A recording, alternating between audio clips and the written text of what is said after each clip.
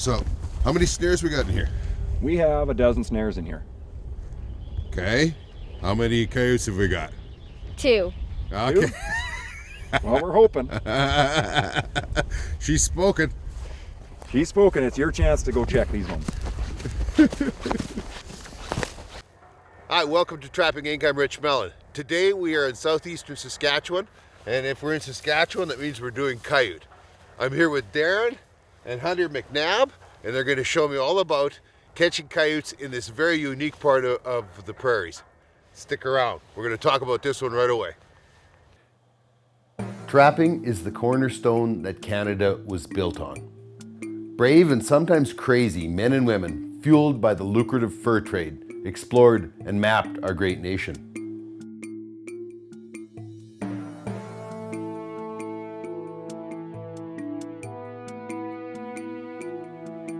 Hundreds of years have passed since then, but trapping still remains vibrant, strong, and steeped in the ancient traditions.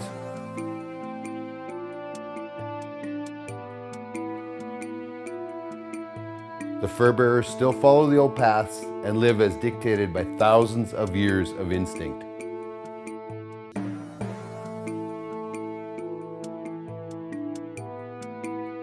Fur only gets prime in the harsh temperatures of winter, and trappers must respect and prepare for the weather.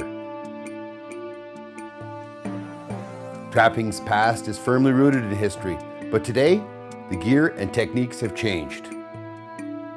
Canada is still known for the best wild fur in the world, and today our pelts are sold on the global market. Our community is large, and our numbers are growing. We are trappers. This is what we do, and where we belong. Join us in our adventures. Welcome to Trapping Inc., the face of today's trapper.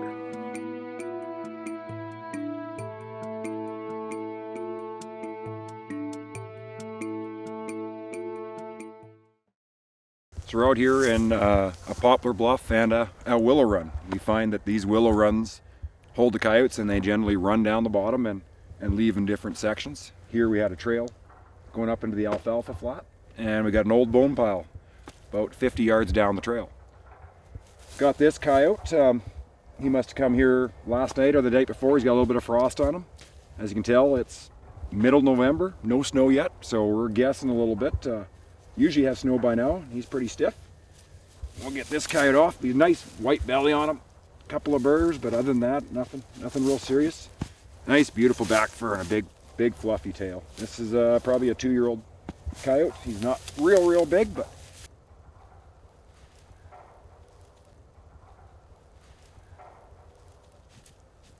so we got this coyote. We got to get him out of the snare. Just make sure you got a little bit of room to work with. Ram worked perfectly. I don't see any struggle. Looks like he come down the path, ram went off, and he laid right here. There's no disturbance in the brush anywhere other than that. No big circle you sometimes see. This one, the ram did its job and quickly put him down. So we're gonna compress the snare, take the snare off the pigtail, and it should just pull right out of the loop here. We'll get that reset up. We'll get Hunter. Give me another snare. Just hang on to it for a second. And we got to set the ram. So again, my rams I set using my legs. Slowly close it, hook your safety on, everything's good to go, and get my ram foot set back into position. That ram foot is neat. I've never seen that before. Yeah, that ram foot, hop over here. Ram foot is just, we stick it in the ground, or if there's snow or ice, drill a hole in the ice and use that to hold it into position.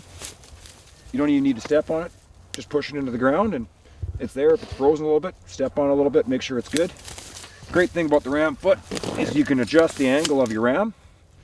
Don't have to tie it to a tree or anything. Nice and quick and easy. Get that set up. Grab this. Goes into the ram, pigtail on the side closest to you. That sits there like that.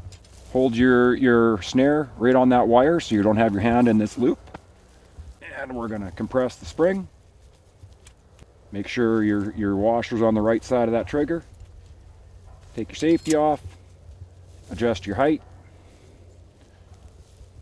Adjust the ram if necessary. And that one's good to go. Trapping Inc. is brought to you by these fine sponsors. Halford Hides, unique beyond compare. Find us online at halfordsmailorder.com. Prevail Energy, the healthy energy drink. Find us online at endurance99.com. And by Alberta Outdoorsman Magazine, Alberta's only hunting, fishing, and trapping magazine. albertaoutdoorsman.ca. Now that's a big one. That's a big coyote, yeah. No, we had him on this trail here. We've obviously been carrying food back into here. And take a look at him. All tangled up. Get him out of here.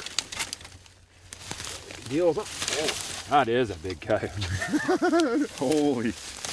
That's got to be close to 40 pounds. That's a lot of coyote there. That's going to be a good 35 to 40, yeah. That's a big old coyote. Yeah. All tangled up in the willows here. Yeah, you got a few burrs in them. No mites on this one. And that looks like the perfect catch. High on that neck. Yeah, he's high right behind the ears. So talk to me here. This is the eternal argument about snares. And how is it, that you get the positioning on the snare? What do you believe happens when that coyote gets into the snare? I'm gonna guess this coyote, given that he's over here, was coming down the trail this way. And the ram would have been sitting here. He'd walk through, felt resistance on his neck, just like a young pup training with a collar or a leash, and started to pull back. And that sets that snare up high in the neck. I agree with you on that, because so often the rough in that is pulled forward over the back of their head by the snare. Right. You'll see a lot of times where the hair will be like that, and you think you have mites or something, and it's just the snare wires pulled that hair back and forward towards their nose. Yeah. So I'm thinking they're backing out of that snare area. Exactly, and then it fires and yeah, and I think that actually helps. The higher you catch them up by these ears in the neck, I think it's actually directing that ram spring to come down on their head and knock them out or whatever, and less of a struggle. And here's another lesson for young people, the young snares just starting out. You made a really neat comment as we were walking up, is that the rams that are furthest from the bait are the ones that you most often get your coyotes in. And why is that? Now, we've got 3 rams that are off here. 2 of them had coyotes in it. The 3 were the furthest from the bait. We feel that they're not as cautious when they're coming in. Okay, they're coming in, they know the bait's about 75 yards down the willow run here. And they're making their way down there. They're just moving along. They get a little bit close to the bait, 25, 30 yards. They start wondering, is there another coyote in there, or looking around, and they actually maybe see that ram or a little more cautious.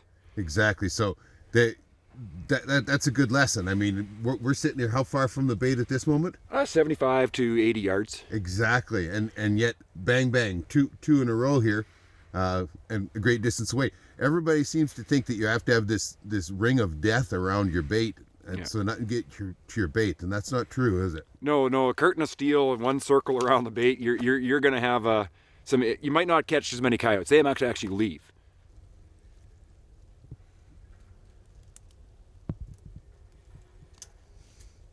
These rams are what we prefer to use out here. Free-holding snares aren't legal in Saskatchewan, but these rams are, and we have had really good success with these. Yeah, it's not like this is some willy-nilly system either. You have to be licensed for them. Yeah, you gotta have your fur license. You gotta take a test, and once you have that, you gotta go apply for permits. In this case, I've got a free hanging snare permit from the conservation officers, and for baiting, I've got a roadkill permit. So as you find that roadkill, you use that for bait. Right. Documenting age, sex, location, and where you dropped it off. So these coyotes are ready to go in the truck. I'll take one. Yeah, I'll take the other. Okay.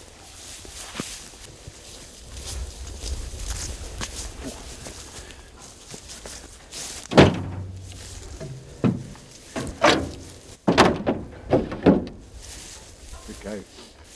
to make. And now for Halford's Trapper's Tip of the Week.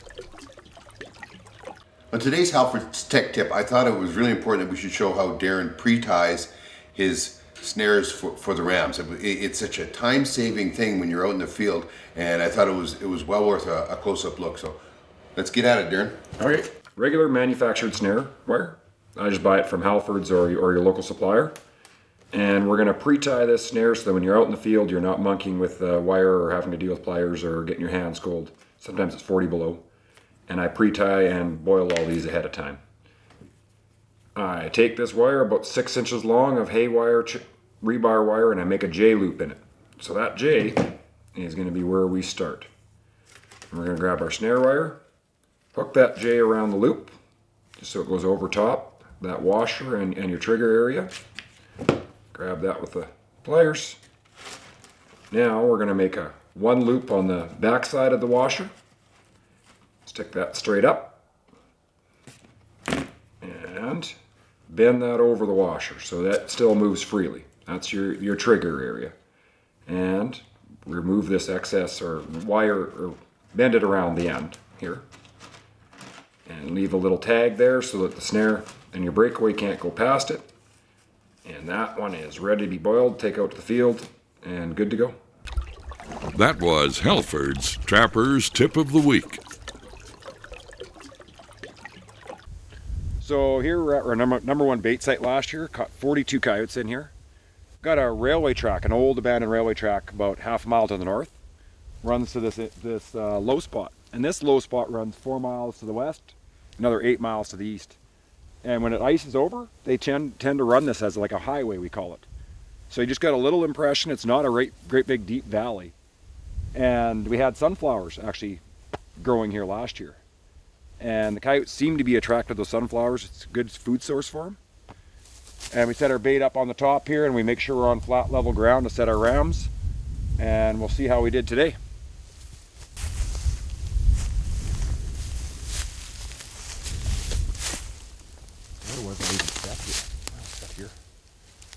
There you go. Yeah. Another nice coyote. Oh. Caught him last night, not too frozen. Another big pumpkin-headed coyote. Oh yeah, nice coat on him. He's darker though, isn't he? No, actually he's pretty white. He's got a real nice coat. This would be our average coyote for here. So your average coyote weighs what? Average coyote, I would say 27 to 30 pounds. Yeah. We do get the odd flyer that's up there in the 50, 52 pound range. And you get some of those smaller ones, the pups and stuff, but that's actually a really nice coyote. And you see how they pulled that fur back. Exactly. Let's look at that. Yeah, you can see that he's been pulling backwards on it, can't you? Yeah, so the snare probably originally closed here. And as he backed up from the resistance, he actually pulled the fur up underneath the snare. We usually always see the guard hairs pulled up underneath the snare from the shoulders up to the head. So we've got this ram. We're just going to move it over to this trail. He made a bit of a mess of the other one. So we'll get that reset. That's pretty slick. Yeah, works good. Nice and quick. Got a ram foot, make sure you get that spike going the right way. And our trail's right here. Fluff up the grass, make a little bit of a blocker. Right there. Gives us a nice trail to set on. Grab our anchor.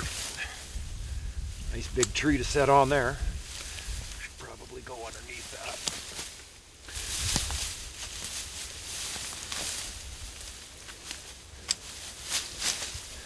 Cut that down. So here the tall grass kind of does you the favor like snow does. Yeah, you're defining the trail. And the great part about this grass is I can fluff it up and make it the trail that I want. And that grass is down and we got a nice trail and it almost hides your ram. You can actually tuck it in here. So it's just your snare sticking out. So we'll get it out of our way here. Get that snare on there. The only thing you gotta be careful with grass is make sure you don't get your snare caught in it, or little pieces of buckbrush or stuff that are gonna hold it up in the wind. So as it's blowing in the wind, it's not gonna get restricted. Right. And get stuck in an open position like that. Yeah. So you want that thing to hang nice and free over top of this trail. Just adjust it a little bit. And that's a perfect set for this coyote coming through. Good problem to have.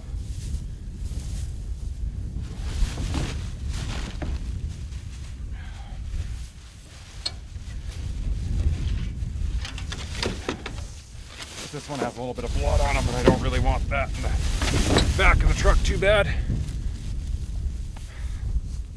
Oh. Come It's on. a small deer.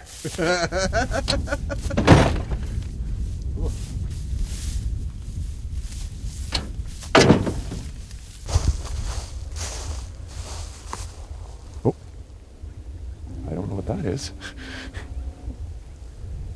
Friendly sauce. He saw us and didn't really care. Whitetail season hasn't started here yet. It starts tomorrow.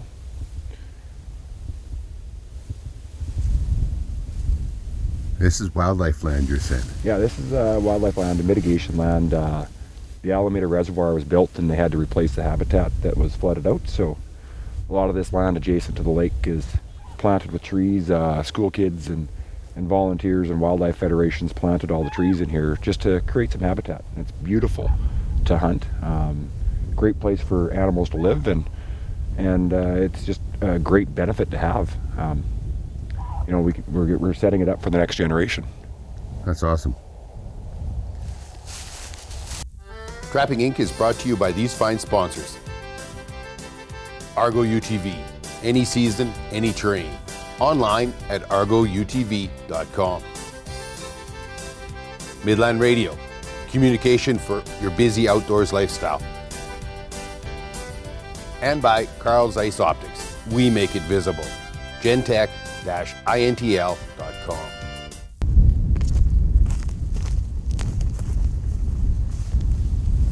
So we're just in here, a new bait site for me. Got at least a couple coyotes in here. Just set it 2 days ago. A couple. I can see 3 from here. We got 10 rams in here, and quite a few of them are actually set off and might have some things in them. But we're actually on the edge of a sunflower field, and it's been money in the bank for me. After harvest, there's a lot of these little seeds left, and we think it brings a lot of mice and different animals to eat, birds, and seems to bring coyotes in.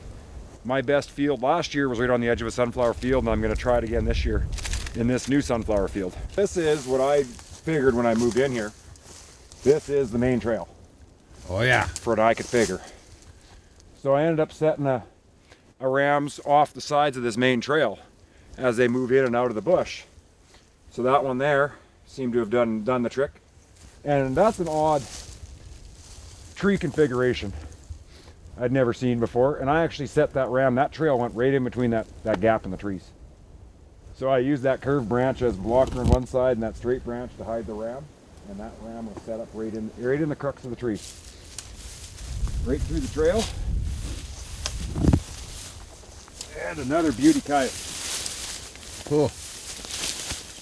Big, beautiful, pale Saskatchewan coyote. I am so jealous because my coyotes do not look anything like this. Yeah, we're kind of fortunate to have a little bit of a blessing with the colors that we get in the coyotes here. You know what? I actually get lighter wolves than I do coyotes. So I think I'm going to use that crux in the tree again. And I'll fluff up the grass on the outside. And we're all said and done here. And we'll just get it set up. I'm actually just using the tree to hide the ram as best as I can.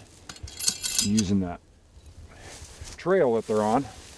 That is neat seeing the trail there. You're right. Yeah. See it in the tree, and it just made sense for me to be in there. So he's disturbed that grass a little bit, so I'll fluff it up. Maybe grab a branch that's broken off here and put a blocker in there. Almost like putting a fence up. You're not afraid of doing a little bit of fencing. I don't mind doing a little bit of fencing.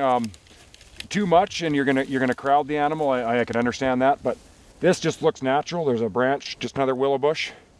And if they're gonna run through this gap through the bush, they're gonna run through any fencing gap. Because it's just... A lot of people believe though with the canines that any fencing at all pushes them away.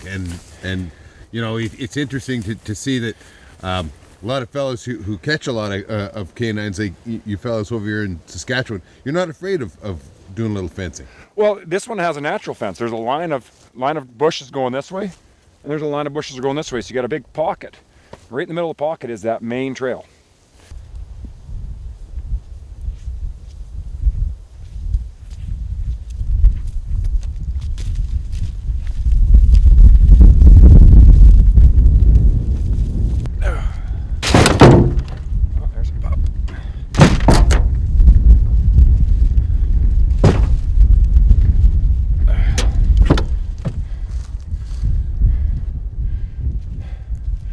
How many we got now?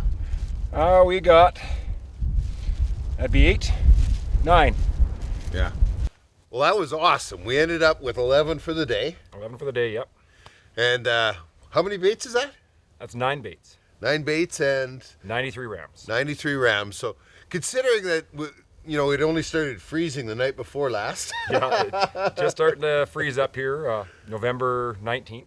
Crazy warm, right? Crazy warm, no snow. Yep. Yeah, no, that's awesome. You did a great job under difficult conditions, and I love coming to Saskatchewan. I am so envious of the beautiful dogs you guys have. Oh yeah, like these powder white dogs like this one are those nice coyotes we'd like to have in the sale. Yeah, they're worth good money. I learned some really neat new tips too. Yeah, like the pre-wiring the snares. I really enjoy that. Yeah, and the foot and the ram feet. Yeah, exactly. It makes it really quick and easy to set your rams on the trail. Yeah. And adjust as necessary. No question. I want to thank you, man. Thank you. That was a great one. And we'll see you guys down the trail. You can keep up with all the action at trappinginc.com or join our Facebook and YouTube sites.